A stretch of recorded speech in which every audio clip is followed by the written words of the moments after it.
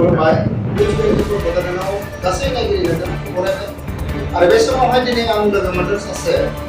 इउपिपिएलनि आफादगिरि कारिगाव जिल्लानि बिथां मदाराम बर' बिथां मदाराम बर'खौ आंनि नैबे स्टुडिय'आवहाय लोगो मोननानै फंनैसो राजखान्थिनि बेलायाव आं सावरायनो नागिरदों जिहेतु बिथाङा सासे कारिगाव डिस्ट्रिक्टनि इउपिपिएलनि आफादगिरि दा बे निउस 24 बड'लेण्डआव बिथांखौ बरायबाय बिथां मदाराम बर' सार दिनै नैबे समावहाय बिटिसि इलेक्सना कभिड-19 जा गाग्लोबनाय बे गाग्लोबनायनि थाखाय दोनथ'नाय जादोंमोन दासिमबो बेखौहाय फोसाबाखै माब्ला जागोन दा बेवहाय नोंथांनिफ्राय माबाफोर तथ्य दं नामा सासे पलिटिकेल लिडार हिसाबै कभिड-19 खौ बेस खालामनानै थांनाय 3 एप्रिलाव जानो गोनांमोन नाथाय बे भाइरासनि साग्लोबनायनि थाखाय बिसायख'थिखौ फावसायनानै होनाय जादों दा बिनि ओंथिया बे नङा जे बिटिसि इलेक्सना जानाय नङा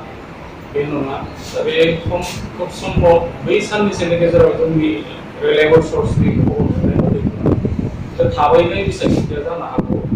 दा बेनिखायनो बिदिनो नोजोर बोनानै जोङो जिल्ला इउपिपिएल हिसाबै बे फैगोन बिसायख'थियाव जों बोरै देरहानो हायो बेनि हाबाफारिखौ सारिय'फाले मावगासिनो दङ दा बे हिसाबै जों मोनबा समस्थिनि जिथु इउपिपिएलनि पाब्लिसिटि सोरगिदिं माने जयनिं कन्टिनिउ जाबाय थागोन भिडिअ जागोन थिग बेबायदिनो जोङो बे साननैयाव जिल्ला हिसाबै दंबा मोनब्रै वार्डखौ जों टारगेट खालामनानै खामानि मावदों बे 2, 3, 4 मोनब्रै टाउन वार्ड दङ बे टाउन वार्डआव जे बाङालि ट्राइब्सनि जिखिनि मानसिफोर दङ आरो बै ओनसोलाव आदार्स ट्राइब्सनि मानसिफोर दङ दा बिथांमोननि गेजेराव जों हाबफैनानै मोनबाय जे बयबो चेन्ज नागिरदों आरो बे चेन्जखौ नागिरनानै बिथांमोनहा गासैबो जयनिं इउपिपिएलआव जागासिनो दङ दा जों खम समनि गेजेराव जों मोनसे प्रग्राम खालामबावदों एक नम्बर वार्डआव कालिबारि होननाय जायगायाव बाहाय खमैयावनो 100 जन महिलाफोर बाङालि महिला जइन जागोन आरो थिग बेबायदिनो गुबुन गुबुन जायगाफ्रावबो गुबुन गुबुन समस्थिफोराव कन्टिनिउ जादों खैराबारियाव जयनिं प्रग्राम सोलिगासिनो दङ मुदैबारियाव जयनिं प्रग्राम सोलिगासिनो दङ कालिगावआव जागासिनो दङ बनाइसारखौबो जागासिनो दङ थिग बेबायदिनो भेरगाव समस्थियावबो कन्टिनिउ जयनिं प्रग्रामा जादों दा बेखायनो नोजोरखौ नाहरोब्ला जों फैगोन बिसायख'थियाव जों देरहानाया थार जाना दङ खिन्थु बिसायख'थिया माब्ला जागोन बेयो इलेक्सन कमिसननि सायावसो बेस खालामगोन जिहेतु बे कभिड-19 जिथु भाइरास जिथु साग्लोबनाय बेखौ नोजोर बोनानै हयथ' गभर्नमेन्टआ थामथिं खालामनानै मोनसे समाव खम समनि गेजेराव हयथ' जानायनि चान्सेसखौ जों नुहुरो बे समावहाय नोंथांनि जा दैदेननाय आफादगिरि मासिनिफ्राय मोनबेसे समस्ति नोंथांनि आन्दाराव ना जोंथ' जिखिनि खामानि मावदों भट सेन्सास भट पेटार्न आरो मानसिफोरनि जिथु माने मोनसे जोंनो पार्टिसिपेट खालामनाय जयनिंखौ नायोब्ला जों मोनबा समस्थियाव दानि तारिखाव भट कमिटिया जिखिनि जों दाफुंबाय बेवहाय जोङो गासै समस्थियावनो 18,000नि बारा जाना दङ थांनाय बोसोरफ्राव जायखिनि एमसिएलए इएम हिसाबै जानानै दंमोन दा बिथांमोनहा खैराबारि समस्थिनिफ्राय लोमस्राव दैमारिया 14,000 मोनदोंमोन दा खैराबारि समस्थियाव जोंनि भट सेन्सासआ 18,000 फैनानै दङ मुदैबारियाव बिदिनो 14,000 मोनदों जगदीश सरकारा दा बेवहाय 19,000 भट सेन्सासआव फैनानै दङ थिग बिदिनो खालिंगराव 14,000 मोननानै बंजार दैमारिया देरहादोंमोन नाथाय जों नैबे भट सेन्सासआव 20,000 फैनानै दं खालिंगराव थिग बिदिनो ननाय सेरफाङाव 12,000 भोटआव सुरेश राथिया देरहादोंमोन बेवहाय 18,000 भट सेन्सासनिफ्राय फैनानै दङ थिग बिदिनो माने माबायाव भेरगाव समस्थियाव नेरसोन बर'आ 11,000 भट मोननानै देरहादोंमोन दिनैनि तारिखाव जों इउपिपिएल हिसाबै सेन्सासआव बेवहाय 19,000 फैनानै दङ नुनो मोनदों दिनैनि नैबे समावहाय दासिम इउपिपिएलआव गोबां जइन जानायखौ नुनो मोनदों बियो मोनसे माने सिखोलायनायनि मोनसे लामाखौ जों नुनो मोनदों उनाव बिपिएलआबो खम नङा बिथांमोनाबो गोबां माने पलिसि लानानै बिथांमोनाबो माखासे सिबाय थादों बेवहाय नोंथांनिया बा नोंथांनि जिथु इउपिपिएल दोलो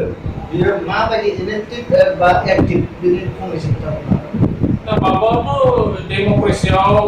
बे डेम'क्रेसिनि सिस्टेमजों इलेक्सन देरहानो थाखाय जोंनि राजनिति हान्जाफोरा खामानि मावनांगौ बयबो मावदों दा बेखौ नाहरोब्ला जों नोजोर बोनानै नुदों जे इउपिपिएलनि समान रावबो दोलोआ खारफानो हायाखै मानो होनब्ला इउपिपिएलआव गासै जाति जनगोष्ठीया साग्लोबनानै हाबजोब्बाय बेनि थाखाय जोंनि वर्कार खामानि मावग्रा नेता एभेलेबल जानानै दङ नाथाय थांनाय 15 बोसोर सासन खालामनायाव बिपिएफनि जिथु मावथिफारियाफोर मेक्सिमाम मावथिफारियाफ्रा इउपिपिएलआव जइन जाबाय दा बेखौ नायोब्ला बे खेबाव इउपिपिएलआ थारैनो देरहानाय खामानि जानानै दङ आरो बेखौ जोङो कम्पेयार खालामना नायोब्ला जोंना 70% स्पिडआव जों खारदों बिसोरो माने बिल' 50% स्पिडआव खारनो हादों दा बिसोर गामि ओनसोलाव बिसोर हाबनो हायाखै जयनिं फर्म देखायनो हायाखै आरो दिनैनि दारा बिथांमोननि जिथु 15 बोसोरनि दुर्नीति भ्रष्टाचार आरो बिथांमोननि वर्कार लिडारफोरखौ जि माने सिस्टेमाव बिथांमोना आल लानांगौमोन बे हायाखै बेनिखाय दुखु मोननानै गुबुन गुबुन जाति जनगोष्ठीफ्रा इउपिपिएलखौ माने बे खेबनि थाखाय पावाराव फैनायखौ इस्सा खालामो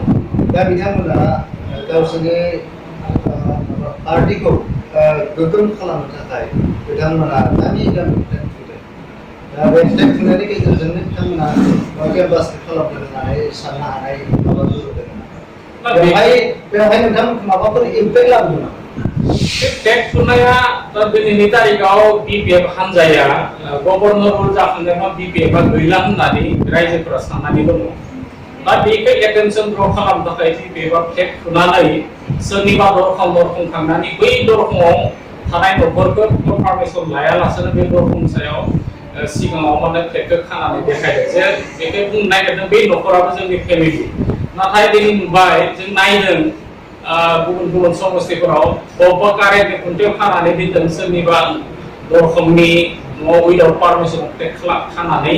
जे बिपिएफआ दिनैनि तारिखाव दङ होननानै देखायनो नागिरदों नाथाय दा बैखिनि पाब्लिसिटिनि गेजेरजों इलेक्सनाव देरहानो हाया जोंनिया जों पाब्लिसिटि टेक खुनानै जों पाब्लिसिटि खालामनो नागिराखै दर टु दर न'खर थांनानै सुबुं माहारिफोरजों रायज्लायदों रायजोफोरजों रायज्लायदों जाति जनगोष्ठीनि गेजेराव दिनै बाङालि ट्राइब्सनि माखासे नेताफोर फैबाय एसामिसफोरनि फैबाय राभा सम्प्रदायफोरा जों दङ आदिबासि ट्राइब्सनि मानसिफोरा जों दङ दा बै रोखोमनि मानसिफोरखौ थि खालामनानै गावबा गाव कमिउनिटि बेस खालामनानै बै एलेकाफोराव बै लिडारफोरखौ जों हाग्रा हरनानै खामानि मावफुंबाय